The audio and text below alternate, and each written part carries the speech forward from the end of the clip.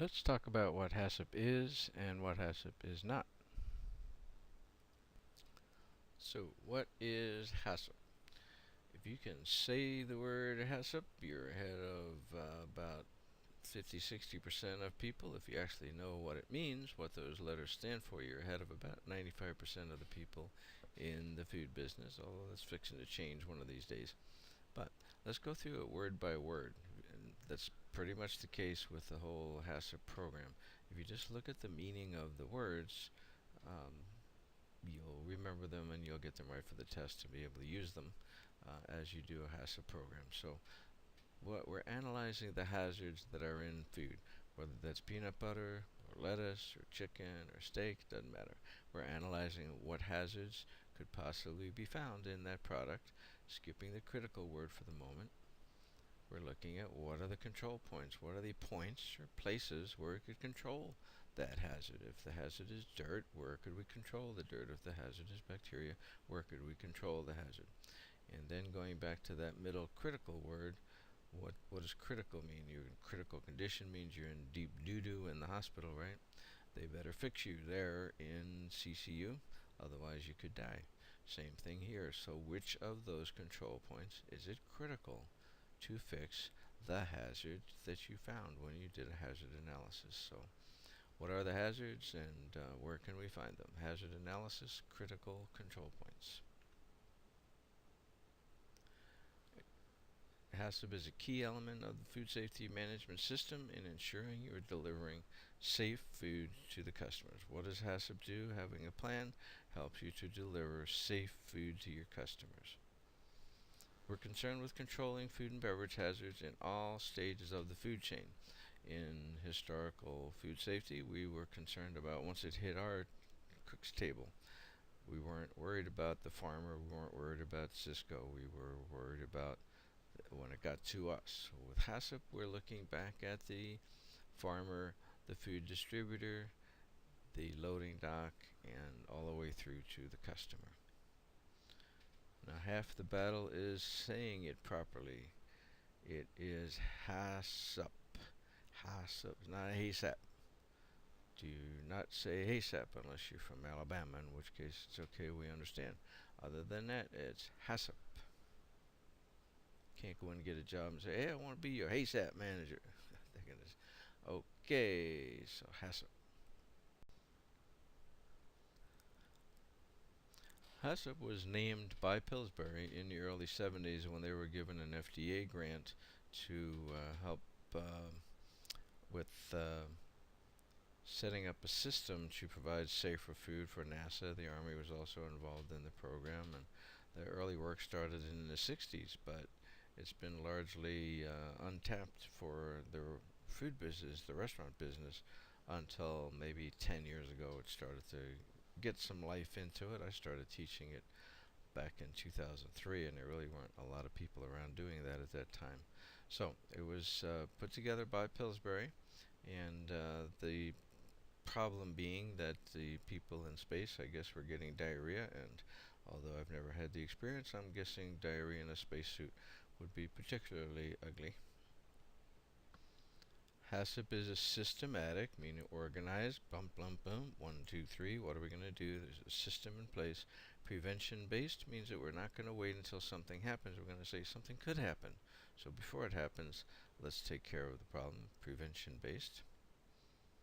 It's science based, meaning we're not going to ask the chef what they remember the temperature was. We're going to act like nobody knows anything. We're going to find the data. Where does it say that 165 is the proper temperature to cook chicken to, for example? So it's science based.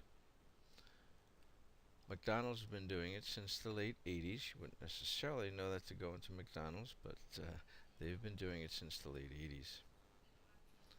All public schools were to be HACCP compliant by July 2007, but they're not there yet. If anybody's doing HACCP in the school system, I'd be surprised, but they were mandated by USDA to be HACCP compliant by July 1st, 2007, and I guess they're slowly meandering. At some point, that's going to cost them money if they're not HACCP compliant.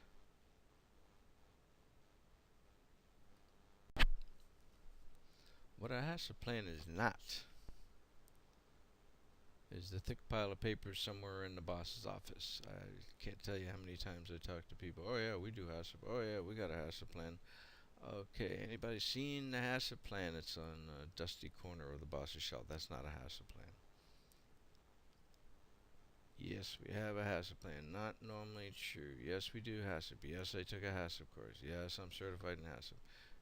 Pretty much normally not true. They got some paperwork. Maybe they got a few words in there. Maybe. Having a HACCP plan means you use it every day. You update it. You live with it. Buy it. Through it. Helps you do your job properly. Couldn't exist without it. It's just an integral part of what you do. That's a HACCP plan. Why learn HACCP terms? I'm sure you'll agree with me. You won't get a job with a chef if you don't know the difference between a saute, broil, and boil. You might know how to do them, but if you don't know the terminology, you'll never get a chance to show them that you know how to do it. Similarly, if you're going for the sous chef job and you're chatting with the chef and he says, "Hey, would you run and get me a mandolin?" and you come back with a musical instrument, you're probably not going to get that job. Similarly, you won't be able to get a job that requires HACCP knowledge if you don't know the difference between a control measure and a control point, or a control point and a critical control point. To enter any new career field, you must know the terms associated with that business, and that's true of HACCP as well.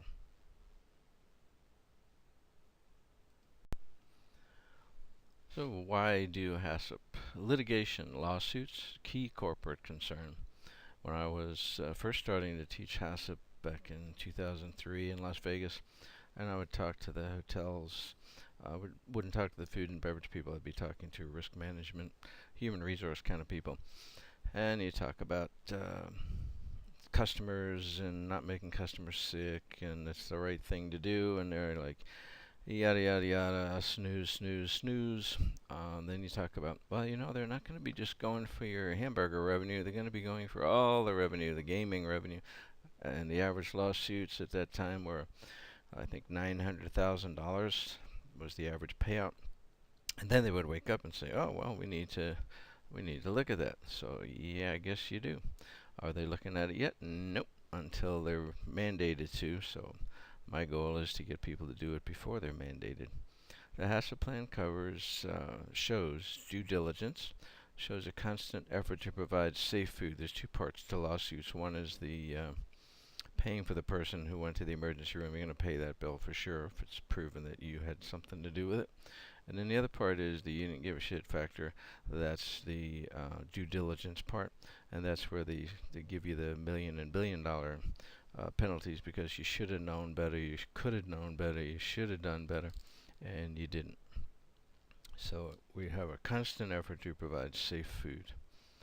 Taco Bell lost $20 million in operating profit from an E. coli outbreak from lettuce a couple years ago.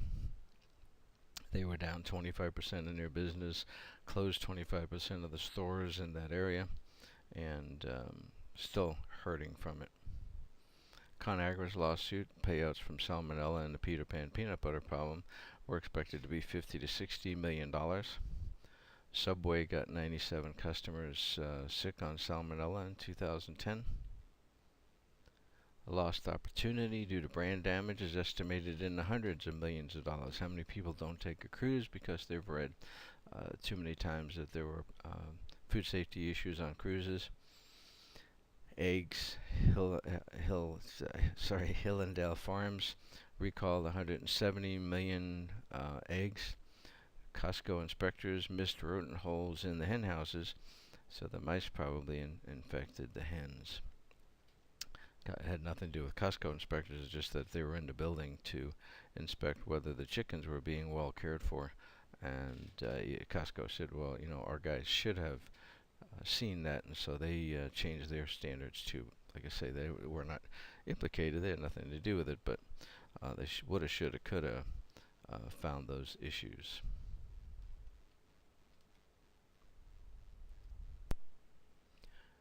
Why are we doing HACCP?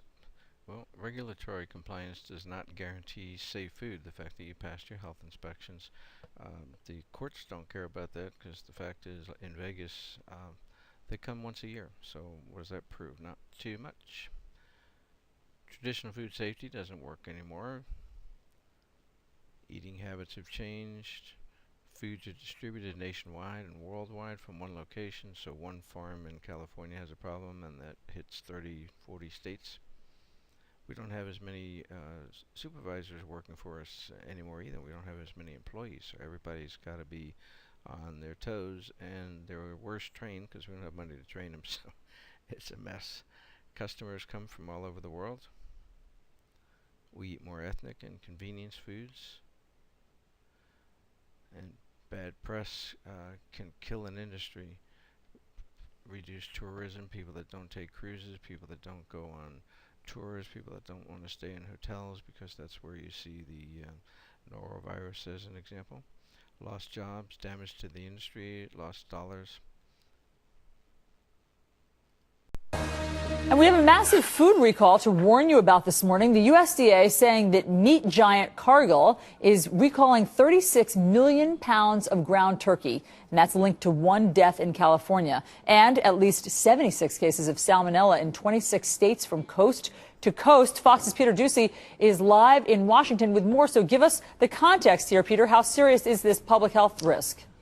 Allison, this is a Class 1 recall where the health risk is high, according to the Food Safety and Inspection Service. That's part of the USDA. And now they're saying to look out for any ground turkey that says P963 on the inside of the USDA inspection label, P963. At least 77 people have been affected by this outbreak strain of salmonella in 26 states from the Atlantic to the Pacific. One of them has died, and that's why Cargill is recalling 36 million pounds of its fresh and frozen ground turkey made at a plant in Springdale, Arkansas. You can see the cases are spread out all over the map, and this is why.